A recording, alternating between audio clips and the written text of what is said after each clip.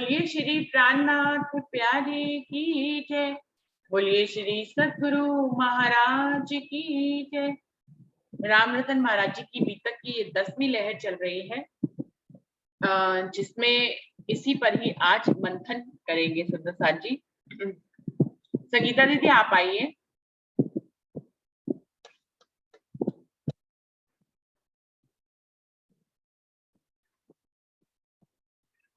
संगीता दीदी। जी दीदी प्रणाम जी। प्रणाम जी। दीदी दीदी वो तो जहाँ मंदिर में उनको सेवा करने लगे, हनुमान जी मंदिर में, तो उनको सेवा इतनी ईमानदारी से करते थे और सब साधु महात्मा थे, उनको भी कपड़े जो भी सुविधा उनको चाहिए थी देते थे। तो उनको वारसा देना चाहते थे भी, तुम इधर के मतलब यहाँ हमेशा रहो और आप यहाँ सेवा करो। तो उनको तो ये झंझट लगते थे। तो रजिस्ट्री कराने का दिन था, उनको लेके गए तो बाई चांस वो बंद ही था। तो ये बहुत खुश हुए क्योंकि इनको तो माया माया वैसे ही पसंद नहीं थी। प्रणाम जी।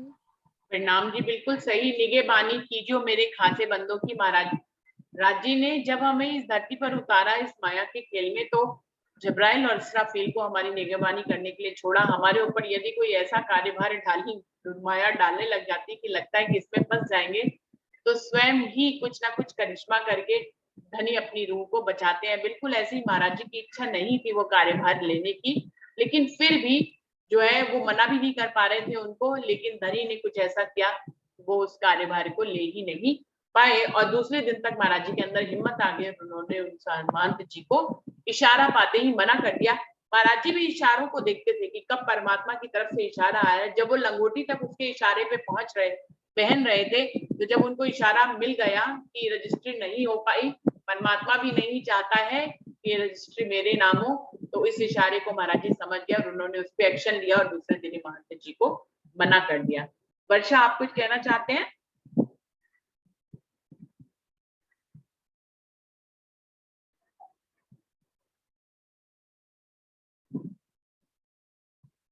वर्षा।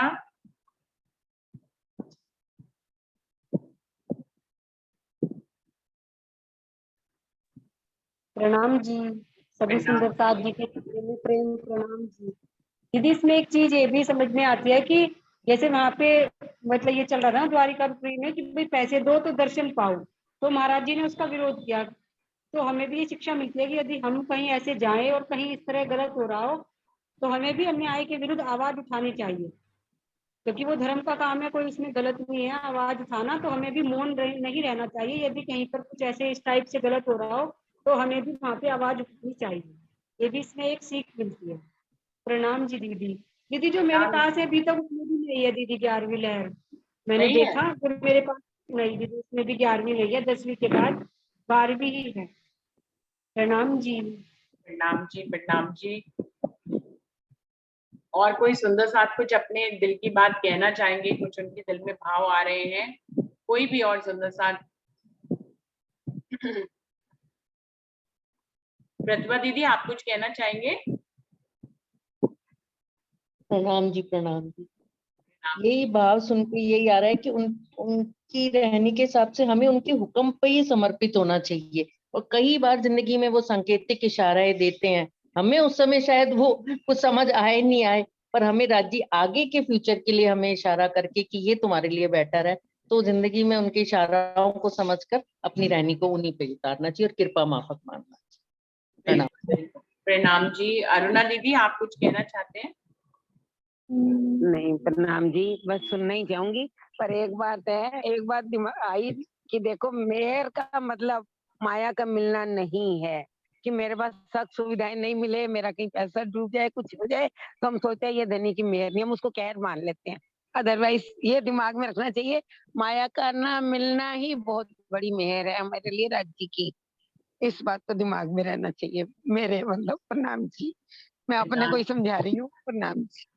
प्रणाम जी। प्रणाम जी। अरुणा दीदी कह रही है मैं अपने आप को ही समझा रही हूँ।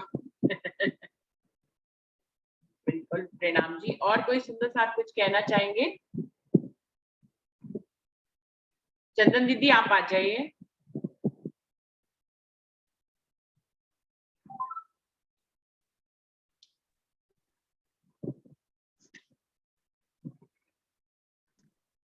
प्रणाम जी। प्रणाम जी, प्रणाम जी। बोलो सतगुरु महाराज की जय।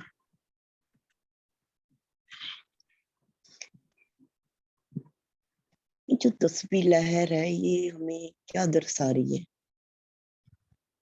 अभी हमने क्या देखा कि महाराज जी की जो लगन है, जो मिलन की चाहत है, कैसे घर से बेघर करवा दी।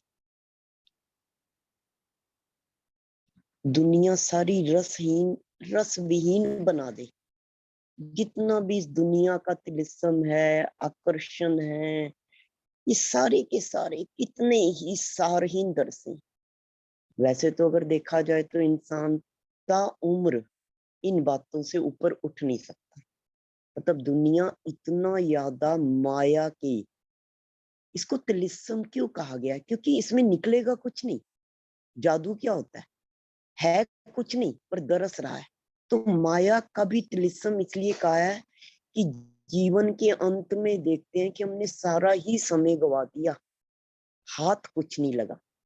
जो बात हमें जीवन के अंत में जब पूरा का पूरा हमारे हाथ से दारोमदार निकल जाता है, वो बात महाराज जी को इतनी जल्दी समझ आ रही थी। तभी तो पत्नी, बच्चे, भाई, घर बार सब छोड़ के, उन्हें हाथ जोड़ के निकल पड़े। क्यों? कहीं कुछ भी तो नहीं लुभा रहा था। क्या चाह रही थी ये प्यारी प्रेम लुभानी है? कहते हैं ना उसमें, प्यारी प्रेम लुभानी पिया का परम सुख चाहे, प्यारी प्रेम लुभानी है। और क्या है ये परम सुख? ये है असल का आनंद। और तिलिस्म में क्या है? नकल का। तो हमें नकल अपनी ओर खींचे, महाराज जी को असल अपनी ओर खींच रहा था। तो रहनी महाराज जी की और यहाँ कहीं भी कुछ भी जबरदस्ती नहीं था, सब कुछ कुदरती था। और जब हम बात करते हैं तो हम कहते हैं हमें ये करना चाहिए, हमें वो करना चाहिए। चाहिए में तो सारी बात बिगड़ जाती है, हो ना हो। यहाँ कुदरती था। चाहिए में तो तुम कितनी कोशिश करते हो, और माया में जब कोशिश करते हो तो हार ही मान जाते। जो चीज स्वतः सहज कुदरती नहीं है, उस चीज को करने में तो कितनी ही परेशानियां आए फिर। तो क्या महाराज जी आईना दिखा रहे हमें? भाई असल की खातिर सब छोड़ छाड़ कर एकदम मरने को आतुर। देखो मरना तो निश्चित है, एक मरना आम जीव का है और एक मरना महाराज जी का है। दोनों मरने में कितना ही अंतर है। एक अजर अमर अनादि और एक मर के एक मुट्ठी राख, आज मरे कहते कल दूसरा दिन। तो जो भी महाराज जी के अंदर लगन थी, वो लगन की लो इतनी ज्यादा तीर, इतनी ज्यादा प्रज्वलित क्यों थी कि वो लगन कह रही थी या तो मैं उससे पाऊंगा या कहीं मर खप जाऊंगा। क्यों? ये जो गुण अंग इंद्रियां हैं, ये जो हमारे शरीर के उपकरण हैं, ये उपकरण हमें किस लिए मिले? जिस पर्पस के लिए ये उपकरण मिले, हमने एक भी उपकरण सही दिशा में इस्तेमाल नहीं किया। अगर आंख ने, ये जो तन मिला है, तन में जो आंख का उपकरण है, इसने अगर जीते जी उसके दरस दीदार ही नहीं किए तो महाराज जी ने कहा नहीं ऐसी आंखों को फोड़। और अगर हृदय में उसका स्वरूप, उसका रूप उभर के ही नहीं आ रहा तो भाई ऐसे हृदय का भी क्या करना। तो इन बातों को हमें, देखो हम हमेशा ये सोचते हैं कि हमें दरस दीदार क्यों नहीं हो। खोट अपने में देखना है ना। रास्ते दो हैं, है तो रास्ता एक ही, पर हमारे सामने दो बन जाते हैं। रास्ता तो एक ही है, उसे पा सकते हम इश्क से। हम पाना चाह रहे उसे इल्म से, ज्ञान से। ज्ञान के मार्ग पे चलकर हम उसे पाना चाह रहे, और रास्ता है इश्क का। इश्क जो हो वो स्वतः कुदरती हो, प्रेम भाव, श्रद्धा, ये जबरदस्ती का सौदा ना हो। और ज्ञान में हमें ये है कि फला फला को हमें माथा टेकना, वहां हमें अपना भाव दर्शाना है, क्योंकि फला शक्ति हमारे से ज्यादा ऊपर की है, उसमें ज्यादा बल है, समर्थ है।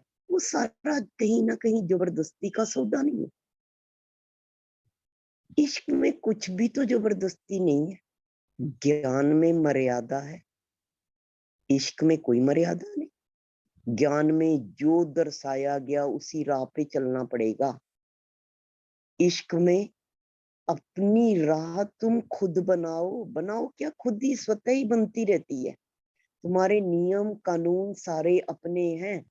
तो भाई इश्क वाले और ज्ञानी में भी तो भेद है। महाराज जी में कहाँ ज्ञान है, पर जितना ज्ञान महाराज जी में है उतना, क्योंकि इश्क ही तो ज्ञान है, सब कुदरती ज्ञान है। हक की सारी बात इश्क वाले के अंदर ही तो उठ रही है। ज्ञान वाले के पास इश्क उतरे ना उतरे, इश्क वाले से बढ़ के ज्ञानी दुनिया में नहीं कोई, क्योंकि उसका ज्ञान भी कुदरती है, स्वतः है, अंदर का स्रोत है, अंदर फूटता हुआ झरना है। तो महाराज जी को भी तो यही भाव थे, आशिक थे ना, आशिक थे। क्या करें अपनी इन गुनाह इंद्रियों, जब उनका इश्क, उनका आशिकी उसकी आंखों को दिखाई नहीं दे रहा, अपने आशिक के मीठे वचन सुन नहीं पा रहे, और हृदय में उनका स्वरूप उतर नहीं रहा, तो धिक्कार है ऐसे जीवन। पहले तो घर छोड़ा, ये तो जाहिरी बारी छोड़ा, अब जीवन तो छोड़ने पे उतारू ही है, छोड़ना ही पड़ेगा इस जीवन को।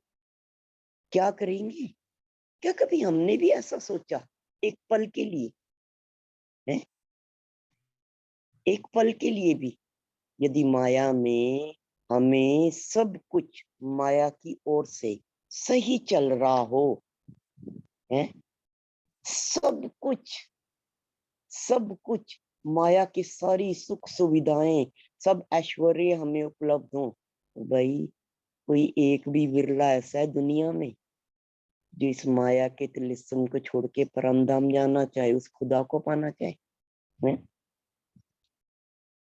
ये तो दुखों में, मुसीबतों की, कठिनाइयों के प्रचंड प्रहार जो हमारे पे होते हैं ना, वो ही इस राह पे चलने को मजबूर कर दे। कोई ऐसा भी है, कहते हैं ना, नानक दुखिया सब संसार और सो सुखिया जिस नाम आधार है। सुखों में, पूरे ऐश्वर्यों में, पूरी सुख सुविधाओं वाला, माया के पूरे रंगों में लिप्त कौन है ऐसा जो चल के दिखा सकता? तो भाई जो चल रहे वो माया द्वारा तिरस्कृत, माया द्वारा प्रताड़ित लोग ही इस राह पे, सच्ची कुदरती लगन तो ये तो महाराज जी हैं, जहाँ सब कुछ माया का भी अब सही होने के बावजूद भी अंदर ऐसी लगन। नहीं तो जब इधर सब ठीक नहीं, मन मर्जी के अनुसार माया चल नहीं रही, मन चाही हो नहीं रही, चलो जी घर बार छोड़ दो, चले जाओ पढ़ लो जाके आश्रम में, भगोड़े बन जाओ। पर भगोड़े का ठप्पा नहीं, क्योंकि वो चंदन तिलक वस्त्र वगैरह ये भगवा धारण कर लो तो तुम भगोड़े नहीं, धार्मिक कहलाओ। वो चलना एक और बात है। और इधर महाराज जी की चाल देखो, ये बहुत बारीक लाइन है। जब तक हम महाराज जी के व्यक्तित्व को नहीं समझेंगे अच्छी तरह, हम इस बात को भी नहीं समझ सकते कि धर्म में भी दो तरह की चाल है। एक चाल है निज की खोज, महाराज जी निज की उस परम परम ब्रह्म सत्ता की खोज में है, और इधर इधर चलना है कि चलो माया में ठीक नहीं, चलो उधर चल। तो दोनों में तो जमीन आसमान का भेद है ना। हमें भीतर झांकना बहुत जरूरी है ना, आईने में खुद को देखना बहुत जरूरी है ना, हमें मतंग ऋषि को समझना बहुत जरूरी है ना, हमें हाथीराम महात्मा को कैसे भूल जाए हम। जो असल लागी वाले हैं उन लागी वालों को हम कैसे भूल जाएं। हमारा क्या है, हमें बस जरा सा मिल गया मंत्र और दो चार चुपैया मिल गई, हम सीधा नाक की सीध में पहुंच गए परमधाम। एक 20 वाट का 40 वाट का बल्ब कनेक्ट हो गया जी एकदम पीछे पावर हाउस से। भाई समझना पड़ेगा इस राह को, और खुद को आईने में देखना पड़ेगा दावा भरने से पहले। जो हम एक ही दम अपने पे दावा ठोक रहे हैं, यहाँ अभी तक कोई दावा नहीं ठोका, कोई बहानी नहीं, कोई तारतम नहीं महाराज जी के पास, कोई दावा नहीं ठोक रहे। हनुमान भीतर आके समा गया, शिव शंकर देख लो आपके सामने है, दिव्य पुरुष अंदर रच बस गए हैं, अभी तक कोई दावा नहीं। जो दिख रहा है अपने आप को देख रहे हैं कि तेरे अंदर जरूर ये कमियां होंगी जो अभी तक उस खुदा से मिलन नहीं हो पा रहा। तो दावा ठोकने ये कैसी लगन है हमारी, और ये कैसी लगन है महाराज जी की। एक सत लागी वाला हमारे सामने है, और हमें उस सत लागी वाले के तराजू में खुद को तोलना है।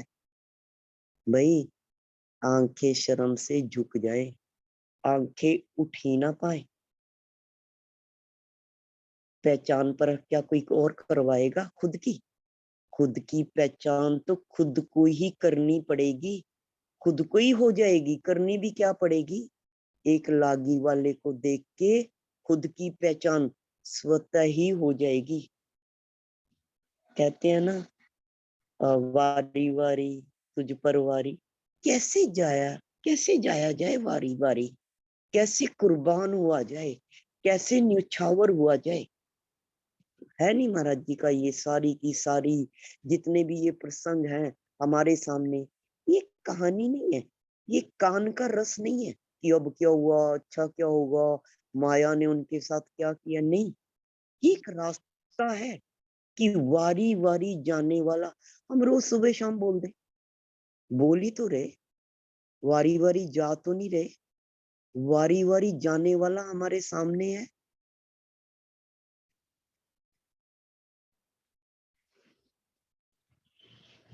कैसे एक वारी वारी वाला अपने आप को टूक टूक, वहां तो कहा गया ना, टूक टूक कर डारूं यातन तुझ पर कुंज बिहारी मेरे प्यारे।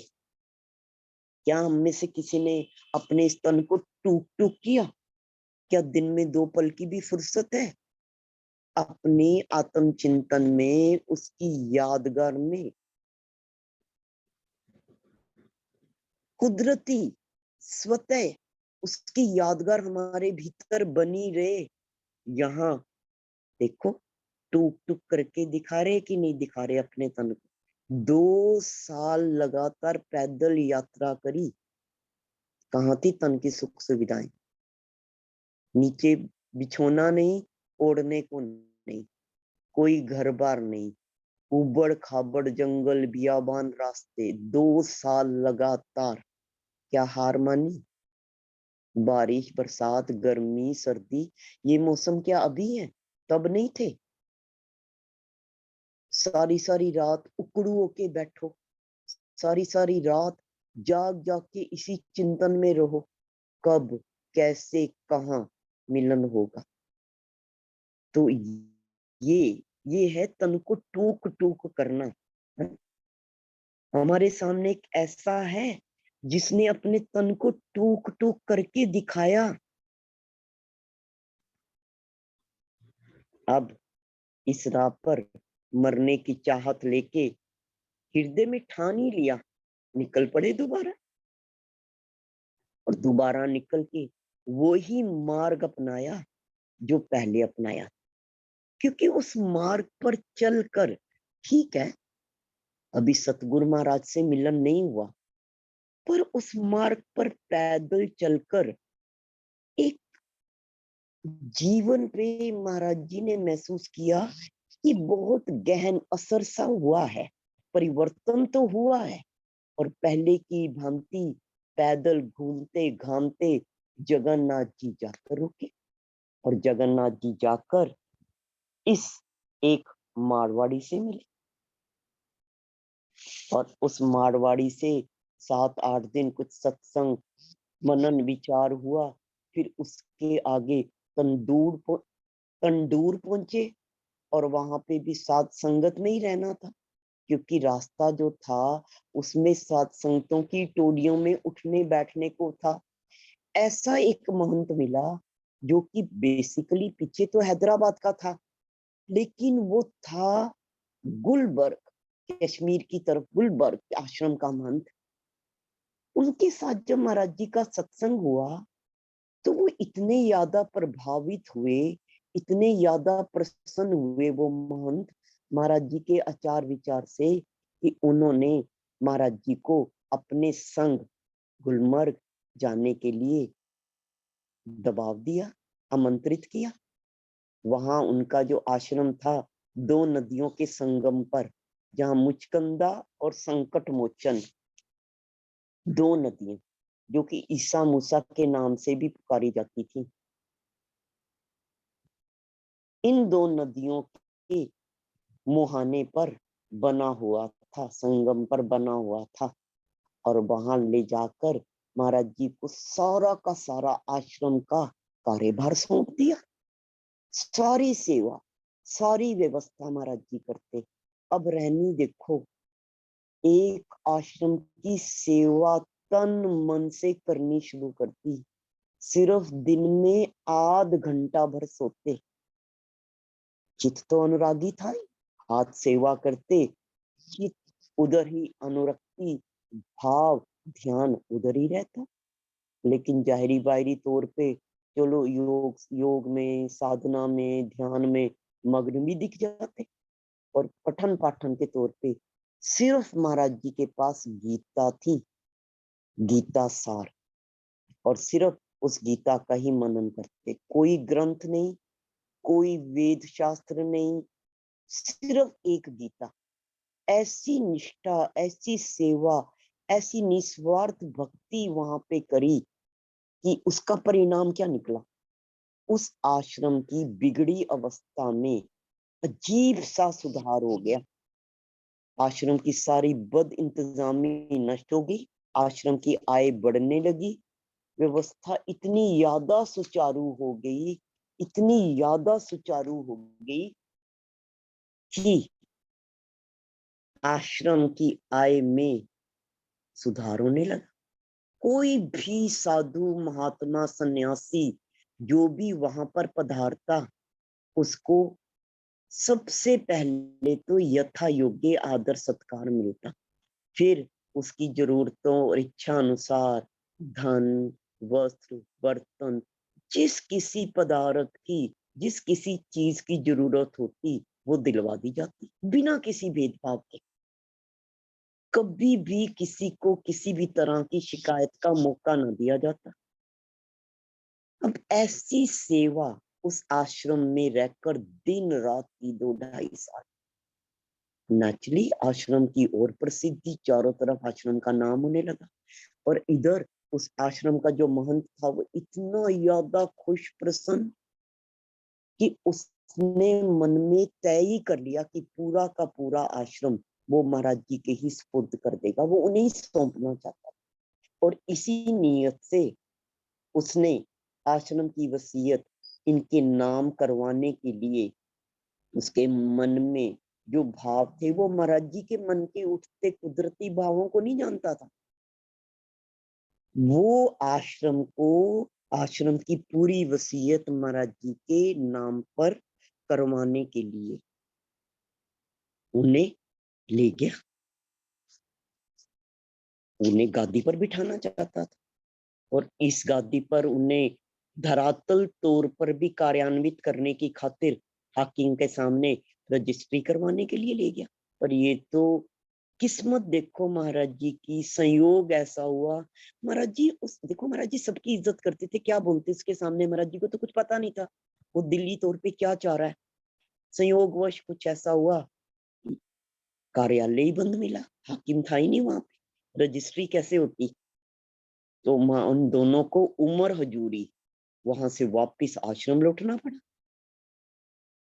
और जब महाराज जी को, तब जाके जब महाराज जी को उस समय वहां कार्यालय में महंत जी के दिली भावों का अनुभव हुआ, तो भाई जिसने अपना घर बार, अपना परिवार, अपनी गृहस्थी, अपना मातृस्थान सब छोड़ दिया, तो भाई उसे एक संस्था का, एक आश्रम की जमीन जायदाद का क्या लालच। इतने प्रसन्न मन में, इतने प्रसन्न हुए कि कार्यालय बंद मिला है, वापिस आते ही, वापिस पहुंचते ही, जब तक मतलब वापिस पहुंचे आश्रम में संध्या हो गई थी, अगली सुबह प्रातः उठते ही सबसे पहले महंत जी को प्रणाम किया, विदाई मांगी, छुट्टी ली, जाने की अनुमति चाही। दिल ही दिल उस परमात्मा का बार बार धन्यवाद शुक्र करते हुए कि भाई इस फांद से बच गया। अब क्या बताया गया है, सुनो रे सत के बंजारे, एक बात कहूं समझाई, या फंदबाजी रची माया की, तामे सब कोई रहा उलझाई। अब बानी की भी गवाही डाली है यहाँ पे।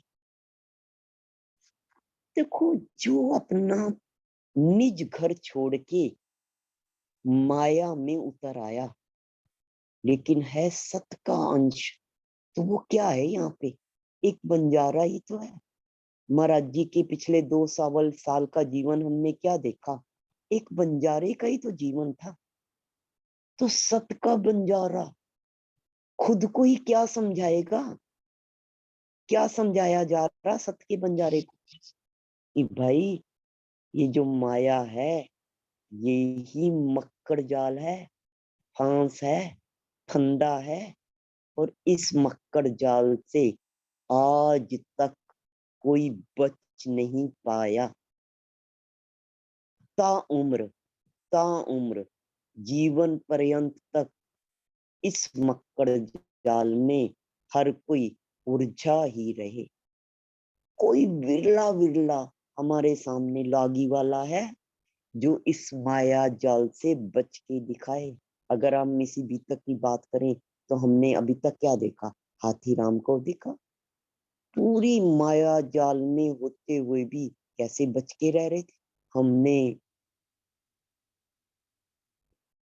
क्या देखा, हमने देखा कैसे इस माया जाल से मतंग ऋषि बिना इसमें उलझे रह रहे। तो आगे क्या चौपाई कह रही है, लोक लाज मर्यादा छोड़ी तब ज्ञान पदवी पाई, एक आग जो छोटी बुझाई जो दूजी मोटी लगाई। इस माया में भी ज्ञान, सत ज्ञान, ज्ञान का मार्ग, थोड़ी बहुत जो समझ जागृत हो, कब हो, जब इस माया में रहते रहते भाई इस माया की लोक लाज मर्यादा अगर कोई छोड़ दे और इस मार्ग को अपना ले, तो भी सिर्फ ज्ञान की पदवी तक ही पहुंच पाए। और ये ज्ञान क्या है, ये ज्ञान क्या है भाई, जैसे घर गृहस्थी छोड़ी, अपने अंदर उनका बाजार छोड़ा, वो एक छोटी सी आग थी। चलो एक गृहस्थी में कितने की हो सदस्य, लेकिन धर्म में भाई छोटी आग लगा के बुझा के हम धर्म में पहुंच गए। धर्म में तो हमने खुद को बड़ी आग में झोंक दिया। क्यों, ज्ञान पदवी से क्या हुआ, अब हम क्या चाहें, कहते हैं ना कोट सेवक करो नाम निकालो इष्ट चलाओ बढ़ाई, सेवा करो सतगुरु कहलाओ पर अलख ना देवी लखाए। धर्म में क्या हुआ, जो भी घर बार छोड़ के धर्म में गए और धर्म में ज्ञान हासिल कर लिया, वेद शास्त्रों का अनुभव कर लिया, ज्ञान पुस्तिकाओं को रट लिया और उन्होंने फिर क्या किया, अपना ही उस धर्म में उसके धर्म में और धर्म निकाल दिए। अगर हम जरा भी गहराई से दृष्टा बन के देखें तो हम क्या देख रहे, एक ही धर्म में अनेकों अनेक शाखाएं पड़ी। इन शाखाओं को ही क्या कहा गया कि सब ने, जिसने भी थोड़ा बहुत ज्ञान को अर्जित कर लिया, उसने क्या किया जीवन में, उसने क्या किया, अपना एक अलग शाखा चला ली, अनेकों अनेक सेवक बनवा ली, अनेकों ने अपना नाम करवा लिया और क्या हुआ, सतगुरु कहलाना शुरू कर दिया। तो एक ही धर्म में अनेकों अनेक सतगुरुओं का होना जो हमारे सामने है, हम हर किसी को सतगुरु बोले, असल और नकल हमारे सामने है। ये कैसे सतगुरु हैं, ये ज्ञान अर्जित करके, इनके पास अपना कोई स्रोत नहीं है, अपने अंदर कोई भी सत बात पल पल उतर नहीं रही, अपनी रहनी में वो बात नहीं है। जो कुछ है अर्जित किया हुआ है, जो कुछ है उतारा हुआ है जीवन में, और उस ज्ञान के बलबूते जो दूसरे के दिल से उतरी हुई बात है, उसको रट रटा के उसी को दूसरे को समझा के सतगुरु बन गए। ऐसे सतगुरुओं की शरण में हम आ गए। पर भाई क्या कह रही है बानी, बानी कह रही है इन्हें अलख न देवे दिखाई, जिससे खुद ही अलग दिखाई नहीं दिया, वो हमारा अलग से संबंध कैसे स्थापित कर देगा। अलग से तो संबंध वही स्थापित करवा सके जिसने उसे लख लिया, उस अलग को लख लिया, देख लिया।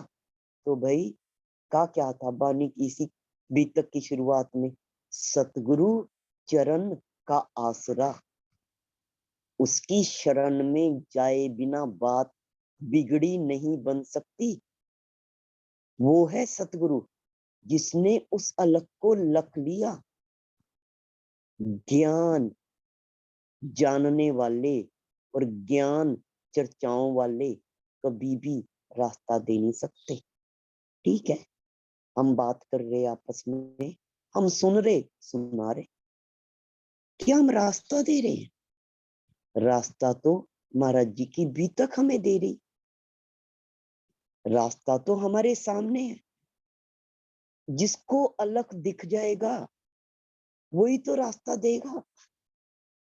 कि जिसको कुछ मोटे मोटे शब्द, कुछ बड़ी बड़ी बातें पता चल गई, वो तो महाराज जी ने पहले ही कह दिया, भाई हल्दी की गांठ मिल गई, बन गए पंसारी। पंसारी हमें क्या रास्ता देंगे?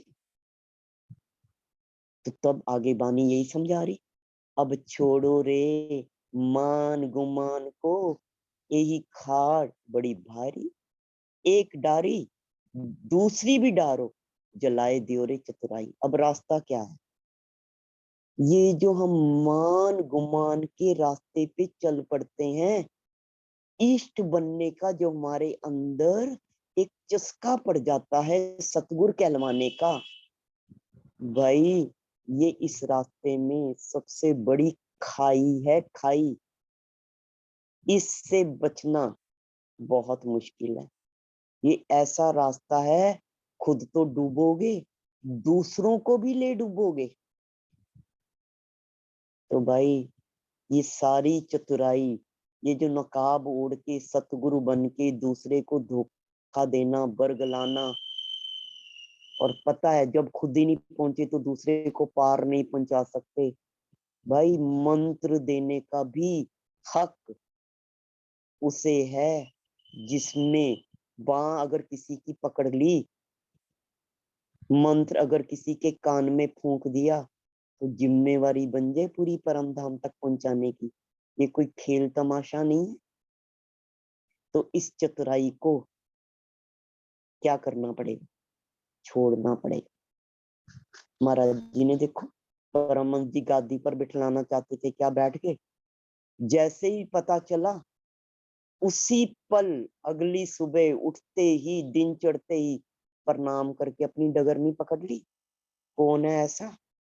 यहाँ तो पहले खुद आश्रम बनवाए जाएं और फिर खुद को ही उनका गादी पति कहलवाया जाए। भाई आईना तो देखना पड़ेगा, इस रास्ते को समझना पड़ेगा। सत्य और असत का भेद हमारे सामने है। इस भेद को जाने बिना, इस बात को समझे बिना हम कैसे राह पार पा जाएंगे? जिस राह पे, जिस मंजिल पे हमें चलना, पहुंचना, उस मंजिल की राह को अगर हम पकड़ेंगे ही नहीं, राह ही गलत पकड़ लेंगे, तो कैसे पहुंच जाएंगे अपनी मंजिल पर? महाराज जी ने कैसे सब कुछ ठोकर मार दी, माया को भी ठोकर मारी और धर्म की राह पे सारी, पीछे हमने देखा नहीं कितनी, बालाजी के मठ का जो मुखिया, उसने तक कहा कि आप यहाँ रुक जाओ, सब कुछ आपकी सेवा में प्रस्तुत हो जाएगा। रुके क्या?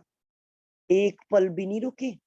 महंत जी को प्रणाम करी और चलते बने। और यहाँ फिर देख लो, यहाँ फिर उस परमात्मा का शुक्र हो रहा है? आगे अपने रास्ते पे, अपनी मंजिल का आगे पंचमुखी पहुंच, वही रंग ढंग पहले वाले। वैसे ही साधुओं की टोली में उठना, बैठना, विचरना, दिन रात के सत्संग में रहना, या तो अपने अंदर मनन विचार करना, अगर जाहिरी बाहरी तौर में है तो भाई राहदारी में चलते समय कोई मिल गया तो उसके साथ